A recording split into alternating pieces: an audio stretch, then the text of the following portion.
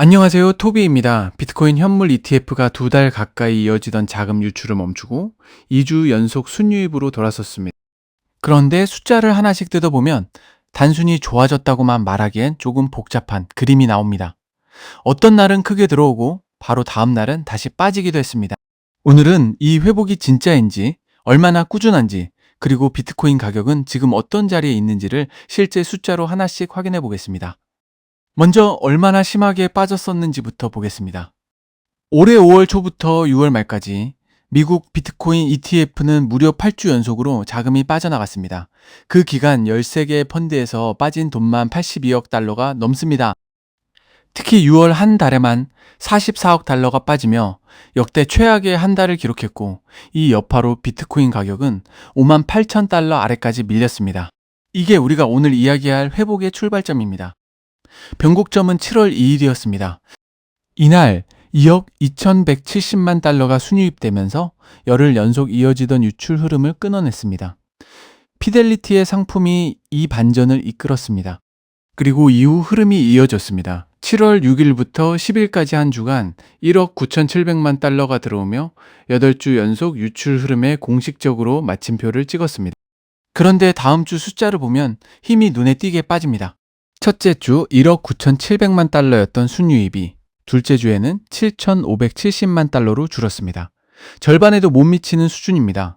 2주 합쳐서 2억 7,310만 달러인데 82억 달러가 빠졌던 것과 비교하면 아직 미미한 회복입니다.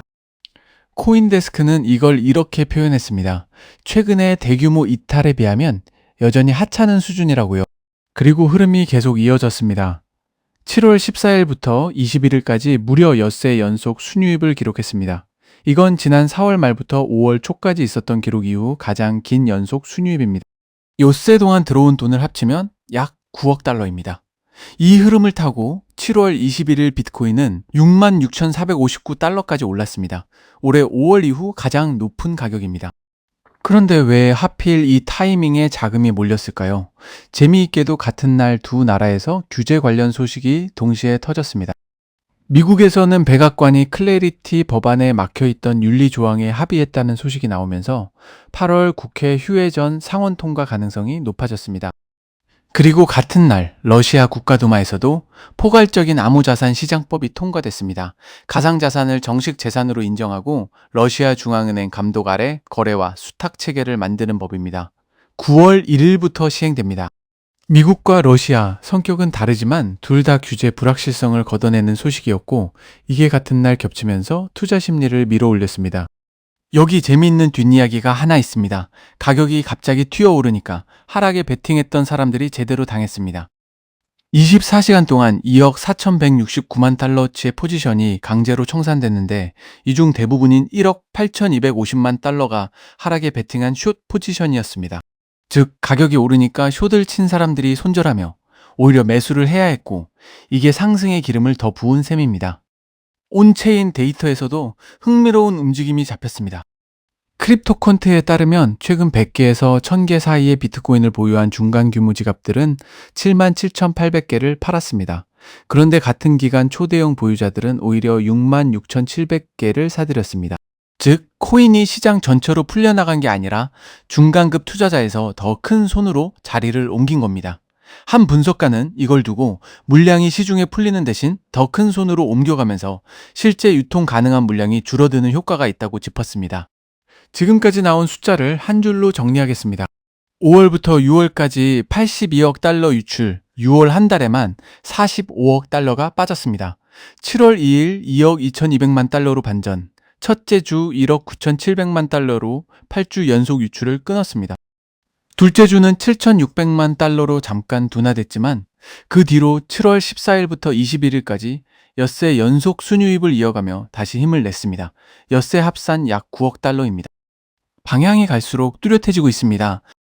같은 기간 비트코인 가격도 같이 보겠습니다. 5월부터 6월 사이 자금이 빠지면서 가격은 5만 8천 달러 아래까지 눌렸습니다. 그런데 7월 21일 비트코인은 66,459달러까지 올랐습니다. 이건 올해 1분기 조정 구간에서 저항선 역할을 했던 자리를 다시 넘어선 겁니다. 트레이더들은 다음 저항선으로 67,500에서 68,000달러 구간을 보고 있고 이걸 뚫으면 7만 달러까지도 열려 있다고 말합니다. 한 트레이더는 하락할 때 이 구간을 별 저항 없이 뚫고 내려갔던 걸 감안하면 올라갈 때도 큰 싸움 없이 통과할 수 있다고 짚었습니다.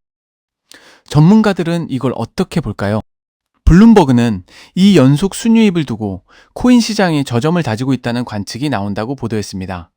반면 XS.com의 사이먼 피터 마사브니는 최근 순유입이 매도 압력이 줄어든 결과일 수는 있지만 기관 수요가 전면적으로 돌아왔다고 보기엔 이르다고 조심스러운 입장을 밝혔습니다.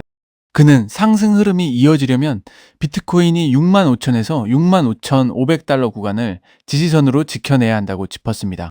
그래서 우리는 무엇을 확인하면 될까요? 첫째, 지금 6거래일 연속 기록이 계속 늘어나는지. 둘째, 트레이더들이 지목한 67,500에서 68,000달러 구간을 뚫는지 뚫으면 7만 달러까지 열립니다. 셋째, 오는 7월 28일과 29일 새로 취임한 워시 연준 의장의 첫 금리 결정이 이 흐름에 어떤 영향을 주는지입니다. 지금은 아직 방향 전환의 초입 단계로 보이고 저는 단정하지 않고 매일 이 숫자를 확인하겠습니다. 마무리하겠습니다. 8주 동안 82억 달러가 빠졌던 비트코인 ETF가 이제 엿새 연속 순유입으로 올 들어 가장 긴 유입 흐름을 만들고 있습니다. 같은 날 미국과 러시아에서 나온 규제 소식, 그리고 숏 포지션 청산까지 겹치며 비트코인은 5월 이후 최고가를 다시 썼습니다. 오늘도 봐주셔서 감사합니다. 다들 계좌 무사하시길 바랍니다.